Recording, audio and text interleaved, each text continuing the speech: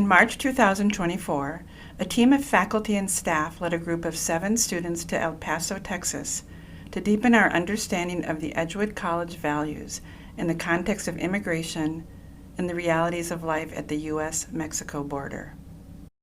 In partnership with the Hope Border Institute and in the spirit of accompaniment or acompañamiento, we spend the week listening, learning, and reflecting on the indigenous and social colonial histories of the region, ecology and agriculture, immigration, and the justice system, as well as the response of the faith-based communities to the human rights crisis in the borderlands. Our Dominican heritage calls us to respond to the needs of the times and to share the fruits of our learning in our own communities. These are our stories of compassion, partnership, justice, community, and the ongoing search for truth.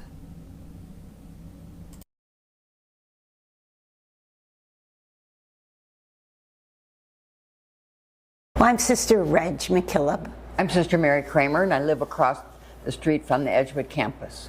I'm in retirement now.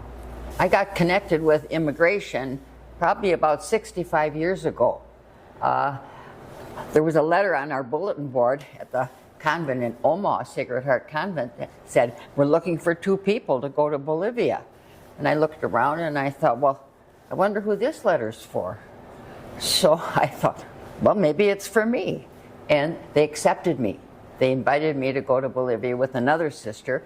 And we ended up in Cochabamba, and I spent 5 years there working in the Catholic Teachers College, teaching religion in the public schools for girls, working in a youth center with Dominican brothers and fathers. And my interest was whetted then because I saw life from a different perspective. I saw life from the bottom. I saw life from underneath. And that has enabled me to continue to want to work for issues like that are contemporary right now, like immigration. I think the gift, too, of Mary going, as well as a number of our sisters, as Mary said, in the 1960s, a number of our sisters went down to South America. But since then, we've had sisters in Mexico, in El Salvador, in Guatemala.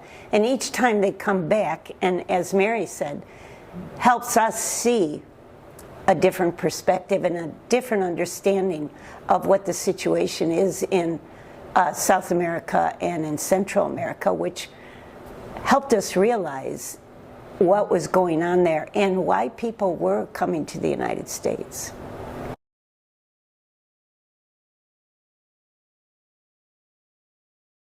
Well, we know because of the political rhetoric that's informing our media today that people who want to come to this country for their children to better their lives are being misnamed, are being castigated, are being called all kinds of names. And that's not true.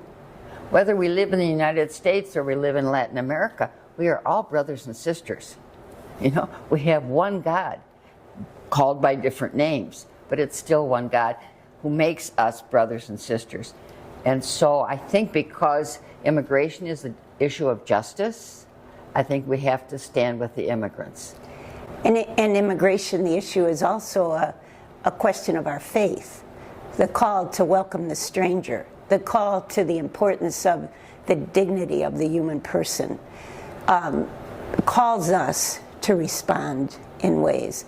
Also, as Dominicans, since the time of St. Dominic, our founder, it emphasizes that our response to what's going on in society, to respond to the signs of the time, and as well as the value of truth. And a way that we search for truth is through experience. So it's not just something we learn in the books, but it's a call to search for truth by being down at the border and learning about the actual situation so that we can respond in a way that brings dignity and brings truth to the debate instead of, as Mary said, the debate is all misrepresentative of what's happening down at the border.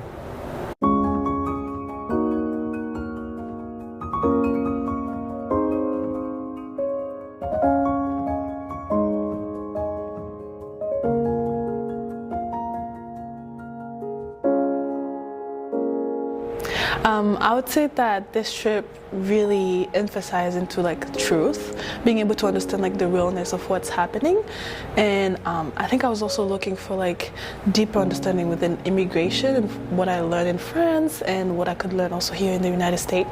So yeah, that was very helpful to know about that. Truth and community and partnership.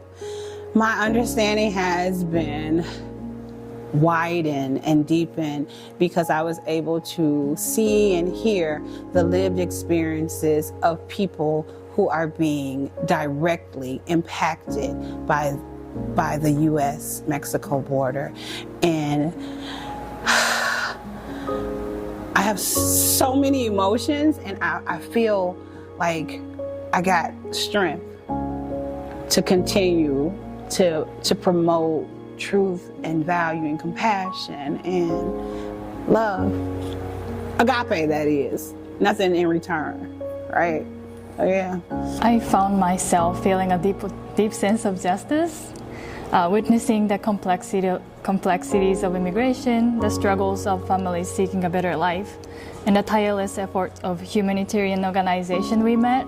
I was reminded of the dignity and rights of every individual. I was also reminded that all human beings, regardless of their nationality, race, gender, sexuality, health status, or age, have the right to be with their family, be safe, and have fulfilling life. Going on this trip to El Paso helped me to understand the value of truth, because I've learned that I need to understand things for myself rather than just listening to outside sources or going based off of what other people say or tell me. Compassion is what I learned the most through this trip. It's hard to feel compassion when you are so far away, being in Wisconsin versus El Paso, that's about as far away as you can get. And so I think getting the firsthand experience of being there, learning stories firsthand, I have a much better understanding of compassion.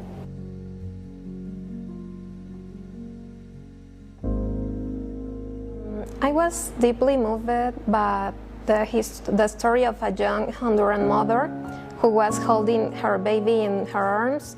The child suffered from epileptic seizures, and she had come to the United States, fleeing street violence and gang activity, seeking a better future for her family, but with the hope of returning in 3 years, as she had left behind her 9-year-old daughter and mother. This made me reflect on the importance of keeping that spark alive within each of us, even in the most difficult moments of our lives. When we went to the shelter, I talked to somebody, a boy, and he was actually the same age as me, and it helped me to understand my privilege and where I am and how grateful I should be for even being in college and being able to go down the street, get some food if I feel like it, anything really. Someone I met on this trip was a man named Carlos, and he worked at one of the shelters we visited. He used the example of a bucket with peppers in it, and so in Mexico, in these poorer villages, they would fill the buckets with hundreds of peppers, walk half a mile there, half a mile back to make 7 cents each bucket. And so to get a basic minimum wage in the US at $7.25, it would take hundreds of trips back and forth per hour, per day. Through these buckets, they realize they need to get a better life, and their best shot in their mind is going across the border to America, and I commend that. I met a little immigrant boy at a shelter in El Paso. He was with his mother, but he was separated from his father. Even though we didn't understand each other's language, we chatted, laughed, and played together. We overcame the language barrier, and we felt very connected. This encounter have fostered empathy and compassion. It helped me understand the impact of immigration policies, injustice, and the challenges faced by immigrant families. All right, a time that I was pushed out my comfort zone. Quite a bit, actually. I understand my privilege. I'm educated. I have a terminal degree. I'm a doctor. Edgewood made sure of that. That's privilege, and that comes with great responsibility, right? But it also comes with some niceties. And so, I'm so comfortable in my own space, and I can get what I want and when I want and how I want it. And I couldn't do that. And so I had to really regulate and pray. So it turned into a beautiful thing. It really did. So just not being able to do what I want to do when I wanted to do it, regardless of how I felt, because that's privilege. And so I was able to say, okay, privileged lady, calm down, like talking to myself. You're here to learn. You're here to learn and experience. So by being uncomfortable, I was able to get comfortable.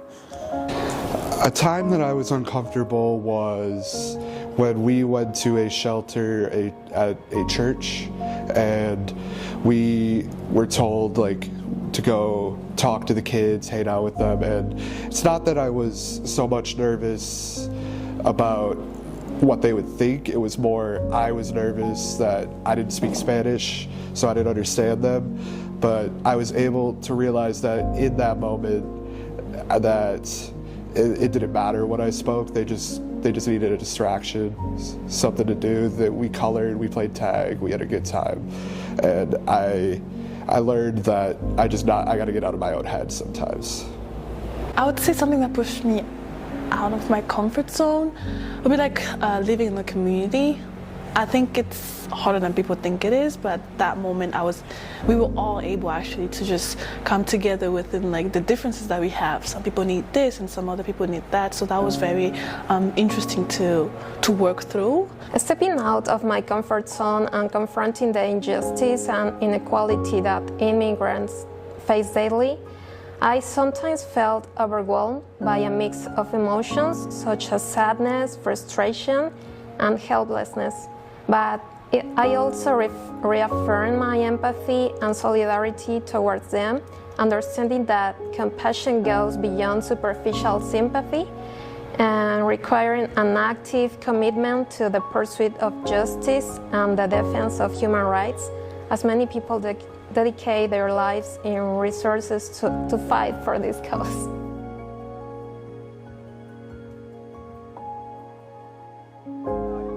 We're Dominicans, you're Dominicans.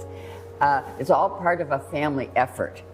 And unlike the days of old, when sisters were kind of separated because our lives were supposed to be different and the separation was supposed to make our lives special, we realized that was not what's important. And so we're very eager, looking at younger people to be able to share our message and our experience, so that you can have that same experience. And we're so thrilled that the students at Edgewood have gone down and have had this experience, because it really is continuing our legacy of responding to the signs of the time, of coming back and advocating for the needs of people that they met. And so we're thrilled.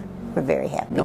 This learning opportunity was made possible by the contributions of various people, departments, and divisions. We would like to thank the Division of Mission Values and Inclusion, the Division of Education, the Strezick family, President Mannion, the Hope Border Institute, and the Dominican Sisters of Cincinnati.